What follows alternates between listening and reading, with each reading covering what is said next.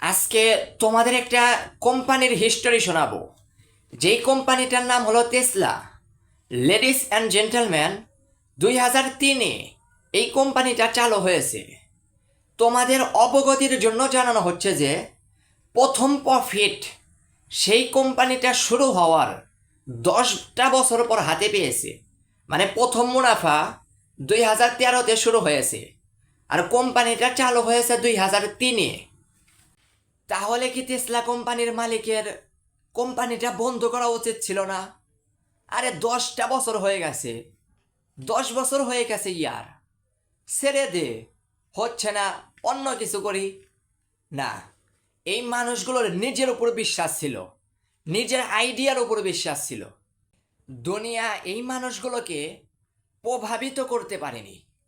একদিন শালার এই মানুষগুলোই দুনিয়াকে প্রভাবিত করে ফেলছে।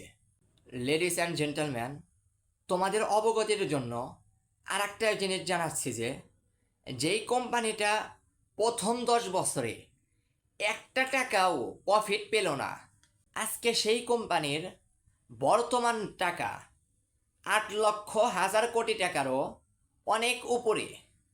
তো যেই কাজ তুমি করতেছো, রেজাল্ট আসতেছে না, তুমি লাগাতার করতে থাকো, তুমি তোমার তীব্রতা দিয়ে লেগে থাকো, একদিন না একদিন তুমি সফল হবেই। আর তোমার সফলতা দুনিয়া দেখতেই থাকবে। এখান থেকে আমরা একটা জিনিস শিক্ষা নিতে পারি যে যখনই তুমি এই কোনো কাজের তাড়াতাড়ি ফল চাও, যেমন মজদুর, মজদুর সে কাজ করে তাড়াতাড়ি ফল চায়, তার জন্য সে 500 টাকা দিন পায়। আর যে কাজ করতেছে কিন্তু ফল পাইতেছে না, টাকা পাইতেছে না, তার আন আসতেছে না, তো সে যখন টাকা পাবে, মানে সে তার প্রফিট প্রফিট শ্রদ্ধা পাবে। তো তুমি কাজ করতেছো, টাকা পাইতেছো না, বা তুমি পরিশ্রমের মূল্যটা পাচ্ছ না, তাহলে মনে করো উপরওয়ালা মানে আল্লাহ তাআলা তোমাকে তোমার কাজ এই দ্বিগুণ, মানে দ্বিগুণ তোমাকে দিতে চাচ্ছে, এই জন্য দেরি হচ্ছে, ঠিক আছে?